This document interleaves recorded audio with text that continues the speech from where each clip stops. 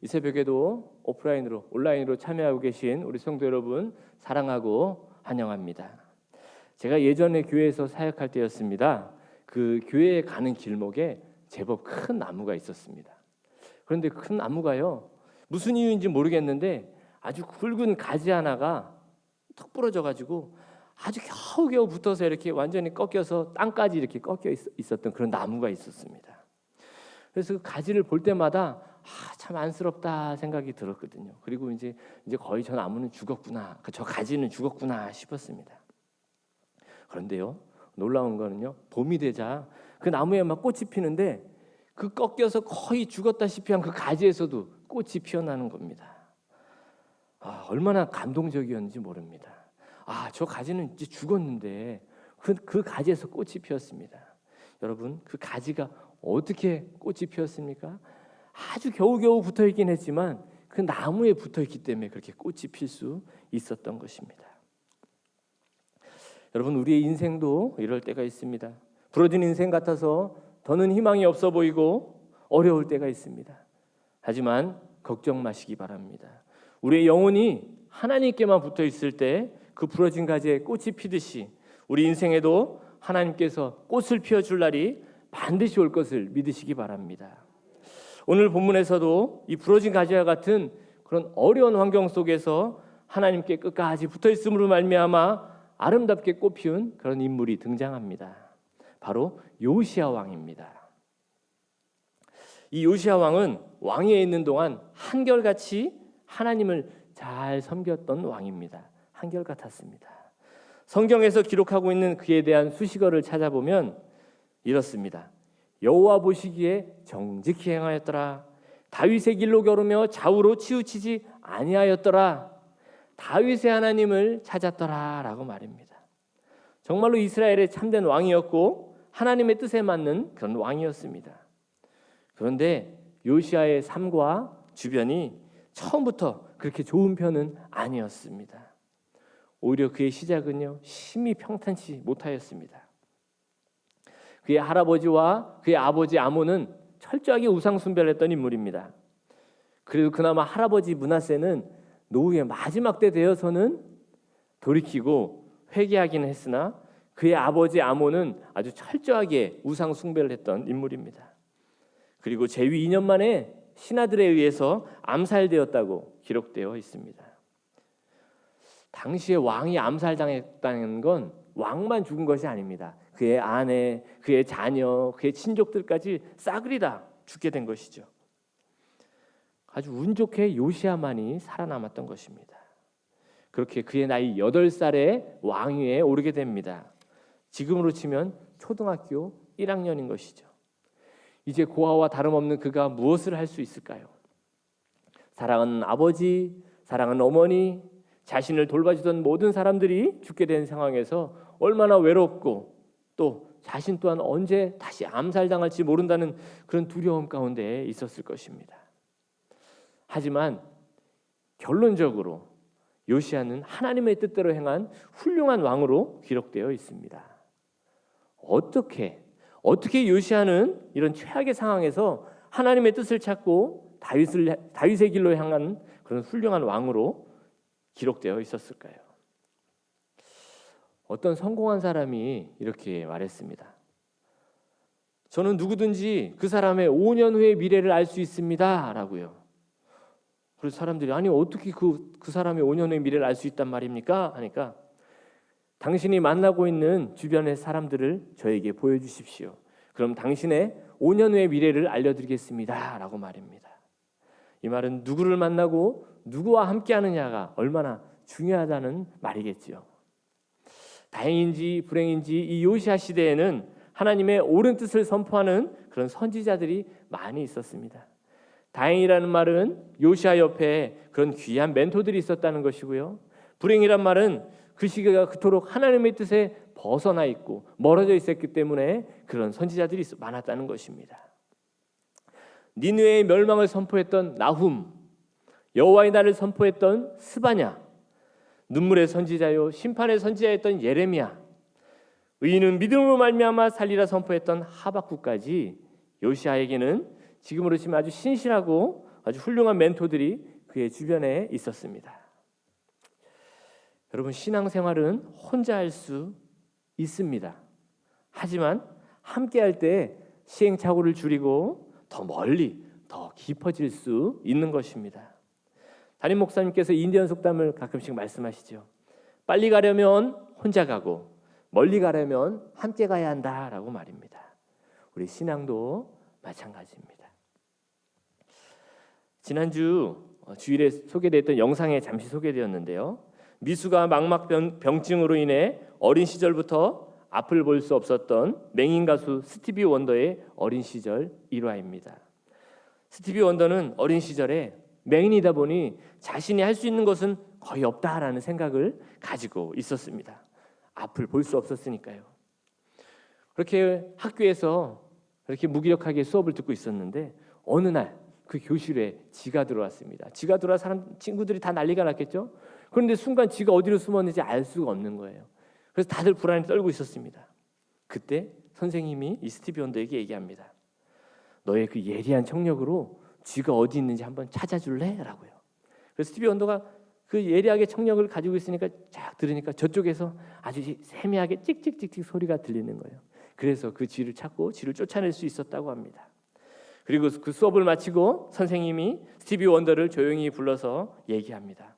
스티비 원더야, 넌 누구도 갖지 못한 능력을 가지고 있단다. 너에겐 아주 특별한 귀가 있지 않니? 라고 말입니다. 이 말 한마디로 스티비 원더의 인생이 완전히 달라졌다고 합니다. 좋은 멘토의 한마디가 그 사람의 인생을 바꾸었던 것입니다. 요시아가 어려움 가운데 있고 두려움 가운데 있을 때 이 멘토들의 한마디가 요시아를 변화시켰던 것입니다. 하나님을 향하게 하고 그의 삶이 향해야 될 것이 어느 곳인지를 알게 되었을 것입니다. 요시아는 훌륭한 멘토들로 말미암아 철저하게 하나님의 뜻을 행하였습니다. 그가 얼마나 철저하게 하나님을 섬기려고 했냐면 그는 남유다 왕이었습니다. 그런데 그럼에도 불구하고 저 북이스라엘의 베델에 있던 우상까지 싹 다 제거하였습니다. 그 우상은 북이스라엘의 초대 왕이었던 그 여로보암이 만들었던 우상이었습니다. 그 초대 왕 때부터 여지껏까지 아무도 손대지 못한 그 우상을 바로 요시아는 제하여 버렸던 것입니다. 열왕기하 23장 15절입니다. 또한 이스라엘에게 범죄하게 한 느밧의 아들 여로보암이 베델에 세운 제단과 산당을 왕이 헐고, 여기서 왕은 요시아 왕입니다. 또 그 산당을 불사르고 빻아서 가루를 만들며 또 아세라 목상을 불살랐더라.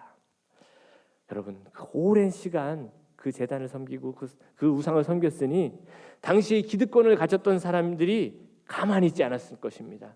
어디 네가 그것을 하려고 하냐? 우리가 그것을 섬기고 우리가 그것을 통해서 지금 내가 그 기득권을 취하고 있었기 때문일 것입니다. 하지만 요시아는 거기에 굴하지 않았습니다. 그래서 그를 이렇게 칭찬합니다. 열왕기하 23장 25절입니다. 요시아와 같이 마음을 다하며 뜻을 다하며 힘을 다하며 모세의 모든 율법을 따라 여호와께로 돌이킨 왕은 요시아 전에도 없었고 후에도 그와 같은 자가 없었더라. 아멘. 어떻게 이런 평가를 들을 수 있었겠습니까? 참으로 대단한 평가죠. 훌륭한 멘토들로 말미암아 그는 하나님을 신실하게 섬기게 됩니다. 그런데요, 이런 멘토링만으로는 부족함을 보게 됩니다. 바로 얼마 전에 바이블 타임 본문이었던 남유다 왕의 요아스를 보면 알 수 있습니다. 그 요아스도요, 요시아와 같이 8살 때 왕위에 오르게 됩니다. 그리고 그 옆에는 여호야다라는 아주 훌륭한 멘토가 있었습니다. 그래서 요아스 왕은 여호야다의 지도로 하나님을 섬기는 아주 신실한 왕으로 지내게 됩니다. 그런데 문제는요, 그의 멘토 여호야다가 죽자 바로 하나님을 떠나게 됩니다. 이 말은 멘토링이 중요하지만 그보다 더 중요한 것이 있다는 말입니다. 요시아는 8살에 홀로 왕이 되었습니다. 그리고 왕이 된 지 8년 후에 그는 16살에 하나님을 찾기 시작합니다. 그리고 그전과는 완전히 다른 왕이 됩니다. 그의 아버지 므낫세와는 완전히 다른 길을 걷기 시작합니다. 그 전까지는 자기 목숨을 살기 위해 신하들의 눈치를 보고 백성들의 눈치를 보는 왕이었다면 이제는 이제는 하나님을 바라보고 하나님의 뜻에 따라서 하나님의 기준에 따라서 정말 이것이 옳은지 아닌지를 구분하고 그것을 따라 나갔던 그런 왕이 되게 됩니다. 그는 16살에 자기의 정체성을 고민했습니다. 내가 정말 왕인가? 이스라엘에서 왕은 정말 어떤 사람이란 말인가 하고 고민하다가 그는 이스라엘의 성군이었던 다윗을 찾게 되고 다윗을 만나게 됩니다. 그리고 다윗 왕을 모델로 삼게 됩니다. 그리고 다윗이 그토록 사랑했던 다윗의 하나님을 만나게 됩니다. 오늘 본문 3절입니다. 아직도 어렸을 때 곧 왕위에 있은 지 8년에 그의 조상 다윗의 하나님을 비로소 찾고라고 나옵니다. 그는 다윗의 하나님을 찾았다고 합니다. 2절에서는 그의 조상 다윗의 길로 걸으며 좌우로 치우치지 아니하고라고 합니다. 이런 평가는요, 성경에서 말하는 그 왕에 대한 최대의 찬사입니다. 왜냐하면 남유다와 북이스라엘의 왕을 통틀어서 이런 평가를 받은 왕은 여호사밧, 히스기야 그리고 요시야가 유일하기 때문입니다. 반대로 성경에서 이 반대의 표현이 많이 등장합니다. 하나님 보시기에 악한 왕들에게는 여로보암의 길을 따랐더라라고 표현하고 있습니다. 왜냐하면 여로보암은 북이스라엘을 세울 때 그 금송아지 우상을 세워서 많은 사람들을 우상 숭배에 만들었던 자로 기록되어 있기 때문입니다. 하나님은 한 인간의 삶에 대한 성공과 실패를 판단하실 때 우리처럼 그 사람의 지위나 그 업적을 보고 평가하는 것이 아니라 누구를 모범으로 살았는가를 정말 중요한 기준으로 보신다는 것입니다. 인생은 여행 같다라는 말을 종종 듣습니다. 그런데 어떤 사람이 이렇게 말하더라고요. 인생은 여행이 아니라 모델링이다라고 말입니다. 인생은 자신이 닮고 싶은 사람을 찾고 그리고 그 사람을 닮아가는 여정이다라는 말입니다. 아무 목표 없이 가는 인생이 아니라 삶의 여정에서도 어떤 목표가 있어야 한다는 말입니다. 요시야는 왕이 되었고 이스라엘의 왕으로서 정체성을 다윗에게서 찾았습니다. 그리고 다윗이 섬기고 사랑했던 그 하나님을 찾게 됩니다. 그리고 그 후에 하나님 중심의 삶을 살게 됩니다. 여호와 보시기에 정직한 삶을 살았더라 하는 평가를 듣게 됩니다. 이 말은 하나님 보시기에 옳은 삶을 살았다라는 말입니다. 이제는 인생의 기준과 방향이 하나님이 되었다라는 말입니다. 더 이상 사람의 눈치를 보는 것이 아니라 하나님의 뜻에 옳고 그름에 따라 이제 기준 삼게 되었다는 말입니다. 그 후에는 우상을 빻아 가루로 만들고 단호하게 개혁해 나가기 시작합니다. 모든 우상을 제거하고 성전을 정결케 하고 수리하고 신앙 부흥 운동까지 일으키게 됩니다. 그렇게 요시야는 후대 역사가들에 의해서 제2의 다윗이다라는 표현까지 듣게 됩니다. 그는 다윗을 자기 삶의 모델로 삼았고 끝까지 그렇게 신실한 왕으로 살아내게 됩니다.